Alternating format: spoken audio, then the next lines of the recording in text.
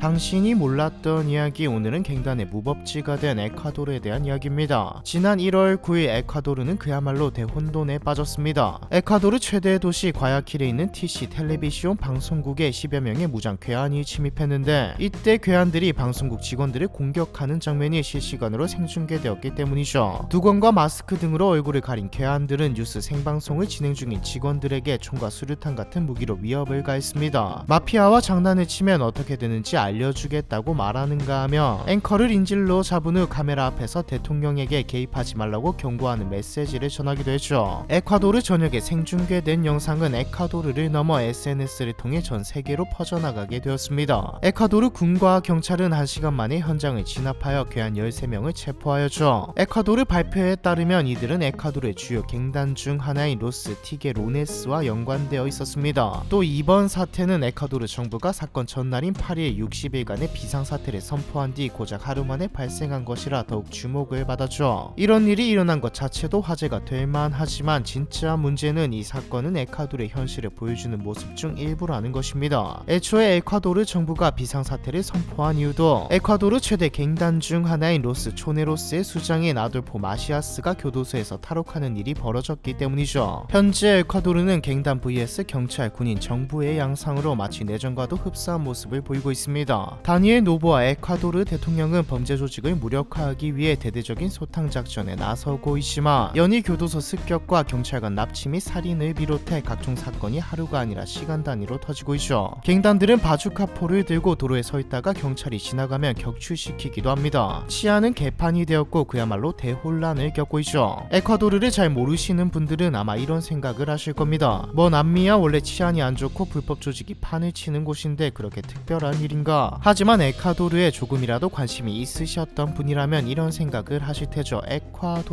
에콰도르는 약 10년 전까지만 해도 다른 남미 국가에 비해 상대적으로 치안이 안정된 나라였거든요. 빼어난 자연경관과 좋은 인프라와 치안, 순박한 현지인들 덕분에 배낭 여행객들이 선호하던 여행지이자 은퇴자들의 천국으로 불리던 나라였습니다. 은퇴자들의 천국은 대체 어쩌다가 갱단들의 천국이 되었을까요? 결론부터 말하자면 이 모든 건 다 코카인 때문입니다. 이게 무슨 말이냐? 지도를 보시면 에콰도르는 콜롬비아와 페루 사이에 위치해 있죠. 콜롬비아와 페루는 코카인 최대 생산지로서 전세계 코카인 생산량 1위와 2위를 담당하고 있는 나라입니다. 그 중에서도 콜롬비아는 중남미 불법 조직들 중에서도 원조격인 메데인과 칼리라는 조직이 존재하죠. 참고로 넷플릭스 드라마 나르코스 배경도 콜롬비아입니다. 메데인은 잔인한 폭력으로, 칼리는 로비아 뇌물로 유명하죠. 두 조직은 초기에 불법 약들을 운송할 때 콜롬비아 내에서 배와 항공을 이용해 미국 플로리다로 수송하는 루트를 사용했습니다. 하지만 1990년대에 들어서면서 미국은 새로운 불법 약과의 전쟁 방식인 원산지를 차단하는 방법을 사용하기 시작했고, 부시 행정부는 콜롬비아 조직의 수송로를 완전히 차단시켜 버립니다. 또한 1993년에는 메데인의 두목이 사살되고 1995년에는 칼리의 수장까지 체포되어 현재까지 미국 교도소에서 수감 중이죠. 하지만 불법 조직은 언제나 다시 등장합니다. 다른 인물이 나올 뿐이죠. 콜롬비아가 어느 정도 붕괴되면서 떠오른 것은 멕시코였습니다. 멕시코는 새로운 범죄 조직들과 새로운 유통 허브로 떠올라죠. 콜롬비아와 페루에서 재배된 약이 이제는 해상이 아닌 멕시코를 거쳐서 육로를 통해 미국으로 수송되기 시작한 겁니다. 이 과정에서 불법 약 관리와 유통 권한은 멕시코 조직으로 넘어가게 되었죠. 멕시코의 위치를 보면 미국과 국경을 맞대고 있죠. 멕시코의 밀매 루트는 그야말로 막강해 보였습니다. 콜롬비아 조직의 해로와 공로는 레이더 장비로 감지가 가능했지만 멕시코 조직은 인편과 땅굴까지 이용하는 탓에 단속이 매우 어려운, 아니 사실상 불가능했죠. 게다가 미국과 멕시코의 국경선은 무려 3145km나 되었고요. 하지만 이것도 잠시뿐이었습니다. 2006년부터 미국이 멕시코 정부에 압력을 넣으며 이른바 멕시코 마약 전쟁을 벌였기 때문이죠. 이때 군인과 경찰, 불법 조직 사이의 교전과 조직 간의 분쟁으로 41,000여 명이 사망했습니다. 또 조직들의 범죄로 최소 35만 명이 사망하고 6만 명이 실종되는 등 말 그대로 진짜 전쟁이 벌어졌죠. 것이죠. 단속이 강화되자 불법 조직은 새로운 경로를 찾아 헤매게 되었습니다. 멕시코가 단속되면서 떠오른 곳이 바로 오늘의 주제인 에콰도르이죠. 불법 조직들은 에콰도르의 태평양 연안 항구 도시 과야킬로 눈을 돌렸습니다. 에콰도르의 국경선은 아마존 유역과 안데스 산지가 대부분이라 감시가 허술했거든요. 콜롬비아와 페루에서 넘어온 불법 약은 에콰도르의 과야킬에서 선적되어 해로를 통해 비교적 쉽게 북미와 유럽으로 이송되기 시작했습니다. 얼마 가지 않아 전 세계적인 규모의 코카인 유통 허브가 된 에콰도르는 자연스레 그리고 순식간에 갱단의 무법치로 거듭나게 되죠. 하지만 신생 범죄 조직인 에콰도르 갱단이 자체적으로 이 모든 것을 해내기란 거의 불가능했죠. 에콰도르 갱단들은 멕시코 조직과 교류하기 시작하면서 급격하게 세력을 확장했습니다. 선진적 범죄 조직을 꾸리는 법, 범죄 조직을 운영하고 어떻게 범죄를 저질러 돈을 버는지도 배웠죠. 참고로 이번 에콰도르 비상사태 선언의 주범인 마시아스도 멕시코 최대 범죄 조직 시날로아와의 거래선을 개척한 인물입니다. 그래도 이때까지는 갱단의 힘이 강해졌다는 것이지 갱단이 시내에서 설치고 다니지는 않았죠. 최근 에콰도르의 상황이 그야말로 개판이 된 것은 마시아스의 전임자이던 갱단 로스 초네로스의 전 수장인 호르헤 루이스 잠브라노가 살해되면서부터였습니다. 에콰도르로 유입되는 약이 많아지면서 거래되는 돈의 액수가 커진 상황에서 빅보스가 주군이 이권을 독차지하려 싸우는 상황인 것이죠. 그래서 에콰도르 정부가 비상사태를 선포하고 치안 유지를 위해 군 병력까지 동원한 상태이고요. 이제 초반에 갱단들이 방송국을 점령하고 대통령에게 개입하지 말라고 한 이유가 무엇인지 감이 오실 겁니다. 일각에서는 2007년부터 2017년까지 대통령을 역임한 라파엘 코레아가 책임이 있다고 주장하기도 합니다. 당시 라파엘 코레아가 반미 행보를 보이며 미 해군 기지를 폐쇄하고 미국 마약 단속국 DEA와의 협력을 단절했기 때문에 마약 조직이 에콰도르로 하나둘씩 옮겨왔다는 것이죠. 일리가 있어 보이는 주장이기는 하다만 정답이라고 보기는 힘듭니다. 에콰도르가 반미 행보 때문에 밀매 허브가 되었다고 보기엔 오랫동안 친미 정부였던 콜롬비아가 최대 생산국이라는 게 설명되지 않으니까요. 여기다 에콰도르에는 다른 남미 국가와 다르게 하류 갱단들도 돈을 벌 수 있는 방법이 하나 더 있습니다. 앞에서 은퇴자들의 천국이라는 말을 했죠. 실제로 돈 많은 미국 은퇴자들이 엄청나게 에콰도르로 이민을 왔고요. 돈 많은 미국인을 노리는 갱단이 활개를 치면서 강도, 절도, 살인 같은 강력 범죄도 엄청나게 늘었습니다. 이 말은 범죄 조직의 다각화를 의미하기도 합니다. 신생 범죄 조직 그리고 작은 조직들이 많이 생길 수 있는 환경이라는 말이죠. 갱단들 간의 분쟁, 전쟁도 쉽게 일어날 수 있는 구조이고요. 덕분에 2000년대 초반까지만 해도 비교적 안전한 치안과 안정된 정치, 경제 체제를 유지하던 에콰도르는 8년간 살인율이 800% 증가했습니다. 어린 청소년들까지 범죄에 연루되는 일이 나날이 증가하고 있고요. 2023년 1월부터 6월까지 에콰도르에서 살인, 밀매, 총기 소지 등의 범죄 혐의로 경찰에 체포된 12세에서 17세 사이 아동은 1300명 이상입니다. 엄청난 수의 아이들이 범죄에 가담하고 있는 것이죠. 글자 그대로 살아남기 위해 에콰도르를 떠나 미국행을 선택하는 사람들도 늘어나고 있고요. 이 말은 경제도 함께 흔들리고 있다는 말입니다. 현재 에콰도르의 대통령인 다니엘 노보아는 BBC와의 인터뷰에서 범죄 국가로 전락하지 않고자 하루하루 전쟁을 치르고 있다고 말했습니다. 하지만 꽤 많은 국민들은 의문을 품고 있죠. 고작 36살에다 에콰도르에서 가장 유명한 정경유착 재벌 집안 출신이라 과연 범죄와 제대로 싸울 수 있을까 하는 의문입니다. 그래도 지지율은 엄청나게 높습니다. 원래 국가적인 위기 상황에서는 지도자에 대한 지지율이 올라가기 마련이죠. 지금 에콰도르는 비상사태를 선포한 사실상의 내전 상태이니까요. 노보아 대통령은 엘살바도르가 시행한 범죄와의 전쟁을 모티브로 삼아 갱단들과 전쟁을 벌이고 있습니다. 초반에는 에콰도르 정부가 게릴라전에 말려가는 듯 보였으나 지금은 미국이 지원도 해주고 돈줄까지 찾아내면서 유리해지고 있는 모습이죠. 과연 에콰도르는 다시 은퇴자들의 천국이 될 수 있을까요? 갱단의 무법지가 된 에콰도르에 대한 이야기, 이번 편은 여기까지입니다.